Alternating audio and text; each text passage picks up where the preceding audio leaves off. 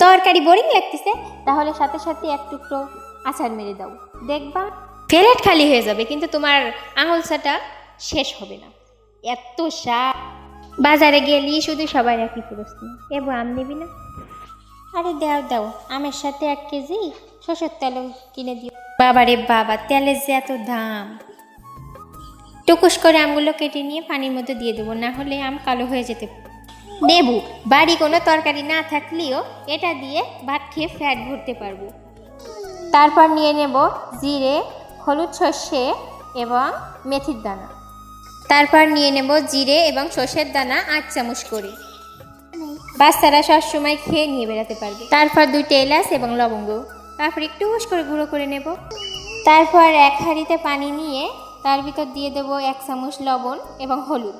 তারপর ঘোড়ার মতন করে টকবক করে ফুটিয়ে নিব। এই সেই 1971 সালে গুলি খেয়ে ঝাঁঝরা হয়ে যাওয়া গাবলা। তার ভিতর বসিয়ে দিব আমগুলো, যাতে সিদ্ধ হয়ে যায়।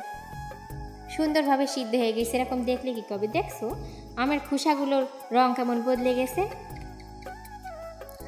কি দেখাচ্ছে, একেবারে গইলে মোমের মতন হয়ে গেছে। গপ গপ করে মাইরে দিচ্ছি 1 কেজি সরষের তেল, তার ভিতর মাইরে দিচ্ছি একটুখানি কালো জিরে, তারপর শুকনো জাল কটা মাইরে দিছি, তারপরে একটুখানি ভাজা হয়ে গেলে আর তার উপর আদা মেরে দিছি, তার উপর মাইরে দিছি 1 চামচ রসুন বাটা।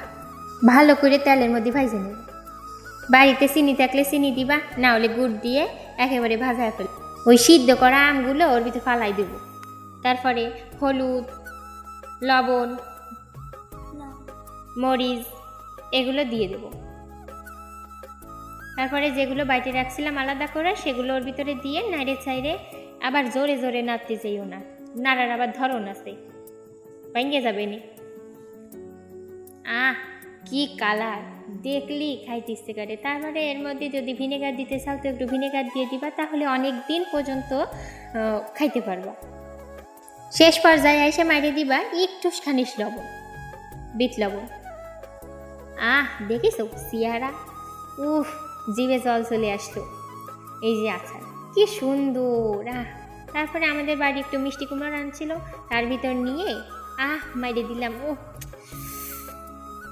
আমারই তো জিভে জল চলে আসছে এডিট করতে করতে, কি সুন্দর।